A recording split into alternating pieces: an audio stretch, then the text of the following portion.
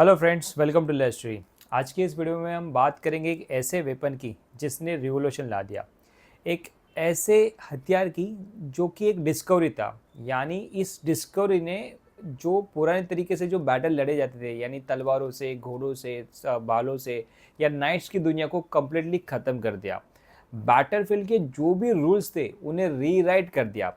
ये कोई तलवार नहीं थी, ना ही कोई भाला था। ये एक ऐसा हथियार था जिसने पावर बैलेंस को हमेशा के लिए बदल दिया, जिसका नाम था गन पाउडर। अब गन पाउडर की ज़रूरत क्यों थी? आई मीन ऐसा क्या ज़रूरत थी कि उस वक्त गन पाउडर बहुत ज़्यादा रिवोल्यूशन के तौर पे उभर के आ गई या बन के आ गई? तो गन पाउडर बेसिकली डिस्कवर हुई थी मेडिवल के टाइम पे। यानी आज तक हमने जितने भी वेपन्स देखे थे वो ऑलमोस्ट प्राचीन टाइम के थे, एंशिएंट टाइम के थे। अब जो हम गन पाउडर देख रही है, तब तक दुनिया मिडिवल टाइम में आ चुकी थी और मिडिवल टाइम में आते आते बैटलफील्ड काफ़ी स्लो हो चुकी थी।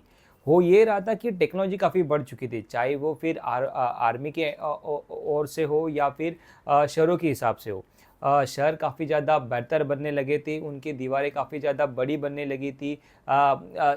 वॉल से, यानी फोर्ट के वॉल से अब कैसल्स बनने लगे थे।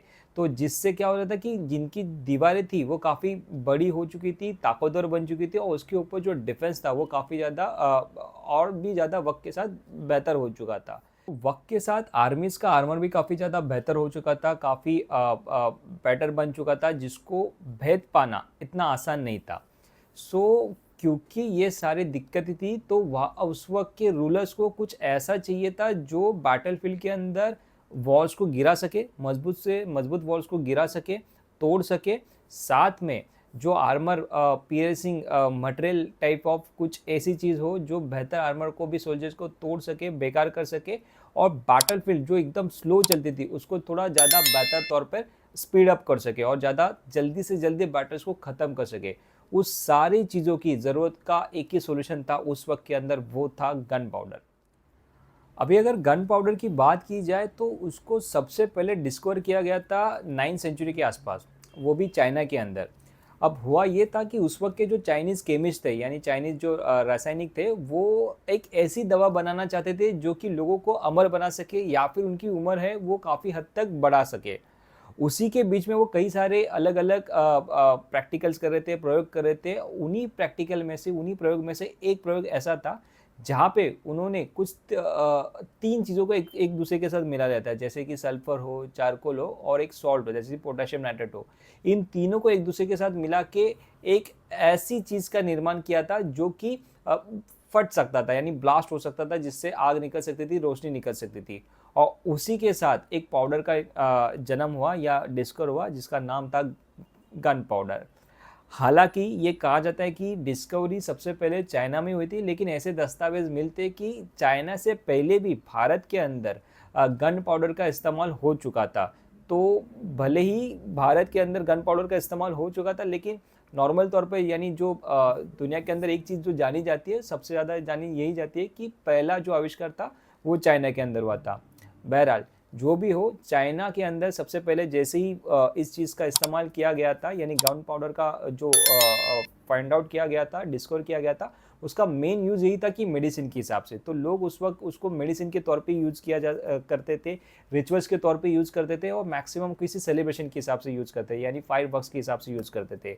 लेकिन बहुत जल्दी ही, जैसी उसकी जो ताकत है, एक्चुअली जो गन पाउडर की रियल ताकत है, वो चीनी रूलर्स को बहुत जल्दी समझ में आई कि ये सिर्फ रोशनी बनाने की मशीन नहीं या कोई पाउडर नहीं, ये एक बेसिकली तबाही भी ला सकती है। इसका मैक्सिमम यूटिलाइज अगर बैटलफील्ड पे हो तो वो एक लिथल बन सकता है, और उन्होंने वही किया।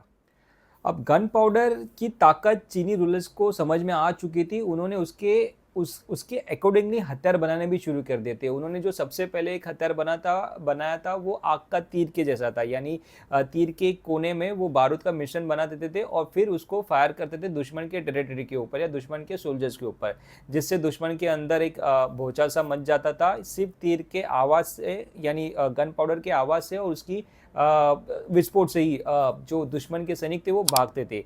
ये देख के चीन चीन के रूलर समझ चुके थे कि ये बहुत ही एक विनाशकारी और एक लीथल हथियार है, और इसका जितना इस्तेमाल बैटलफील्ड पे किया जाएगा उतना ज़्यादा जीतने के आसार बढ़ते रहेंगे। वक्त के साथ चीन की लड़ाई मंगोल्स के साथ शुरू शुरू हुई और फिर मंगोल्स भी ये समझ गए कि ये कितना बेहतर हथियार है और बैटलफील्ड के अंदर कितना निर्णायक साबित हो सकता है। क्योंकि मंगोल्स काफ़ी ज़्यादा ताकतवर थे, उन्होंने चीन को भी हराया और हराते हराते अपने एम्पायर को काफ़ी बढ़ाते चले गए।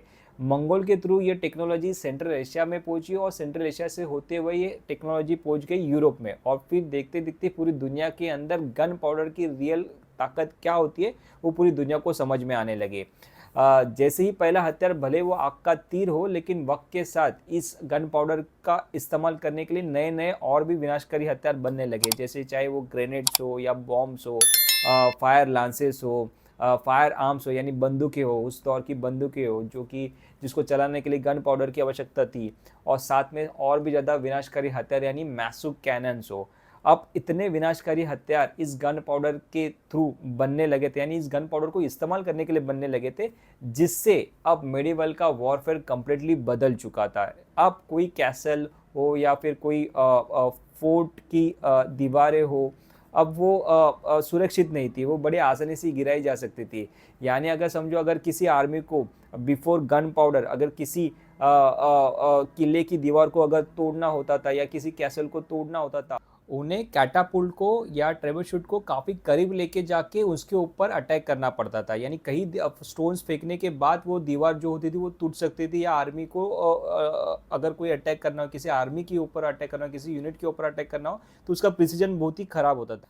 लेकिन मैसिव कैनन आने के बाद सिर्फ एक गोला गन पाउडर से फायर किया हुआ एक स्टोन का गोला भी बड़ी से बड़ी दीवार को तोड़ सकता था या फिर किसी आर्मी के ऊपर प्रिसाइज अटैक कर सकता था, जिससे बैटलफील्ड काफ़ी ज़्यादा घातक हो चुका था, लिथल हो चुका था। यानी जिस आर्मी के पास अगर गन पाउडर है या मैसिव कैनन्स है, उस आर्मी का पगड़ा दुश्मन के आर्मी के ऊपर ऑलरेडी काफ़ी गुना बढ़ चुका होता था। इस चीज़ का एक बेहतरीन एग्जाम्पल हमें हमारे उत्तर भारत के एक लड़ाई के अंदर दिखने को मिलता है जो 1526 को लड़ी गई थी। आप कमेंट बॉक्स में उस लड़ाई का नाम मुझे बता दीजिएगा, जहाँ पे सबसे पहली बार उत्तर भारत के अंदर गन पाउडर का इस्तेमाल किया गया था, और जिसके बाद भारत के इतिहास कम्प्लीटली बदल गया था। इस तरह से गन पाउडर वक्त के साथ काफ़ी ज़्यादा बैटलफील्ड के ऊपर डोमिनेट करने लगी थी और एक रिवोल्यूशन के तौर पर उभर कर आ चुकी थी। टाइम के साथ गन पाउडर रिप्लेस होने लगा, उसकी जगह आने वाले वक्त के अंदर स्मोकलेस पाउडर ने ले ली, ज़्यादा बेहतर एक्सप्लोजिव एम्यूनेशन ने ले ली, और मॉडर्न आज के वक्त के जो दौर के एम्यूनेशन यूज़ होते हैं उसने ले ली। भले ही गन पाउडर वक्त के साथ रिप्लेस हो गया हो या फिर वो और ज़्यादा इवॉल्व हो गया हो, लेकिन जो रिवोल्यूशन उसने स्टार्ट किया था मेडिवल के बाद, वो आज भी हम कहीं ना कहीं देखते हैं बैटलफील्ड के ऊपर। आज के वीडियो के लिए बस इतना ही। आपको ये मेरा वीडियो कैसा लगा आप मुझे प्लीज़ कमेंट बॉक्स में बताइएगा, और साथ में उस सवाल का भी आंसर कोशिश कीजिएगा देने की कि जहाँ पे भारत के अंदर सबसे पहले ऐसा कौन सा बैटल हुआ था जहाँ पे उत्तर भारत के अंदर सबसे पहले गन पाउडर का इस्तेमाल किया गया था। ये मेरा वेपन सीरीज़ का 6वां वीडियो है। इससे पहले मैंने 5 वीडियो बनाए जो कि एंसेंट वेपन के ऊपर आधारित है, यानी वो मैं अलग से एक प्लेलिस्ट बना दूंगा, और यहाँ से एक नई प्लेलिस्ट होगी जो कि मेडिवल वेपन्स को ऊपर आधारित होगी, जिसका ये सबसे पहला वीडियो है गन पाउडर। उम्मीद करता हूँ ये आपको वीडियो काफ़ी इन्फॉर्मेटिव लगा हो और अच्छा लगा हो, तो आप प्लीज़ वीडियो को लाइक कर दीजिएगा, शेयर कर दीजिएगा, और इसी प्रकार और भी ज़्यादा हिस्ट्री के रिगार्डिंग जानने के लिए, बैटलफील्ड को समझने के लिए मेरे चैनल लेयर स्टडी को सब्सक्राइब कर दीजिएगा। तब तक के लिए धन्यवाद।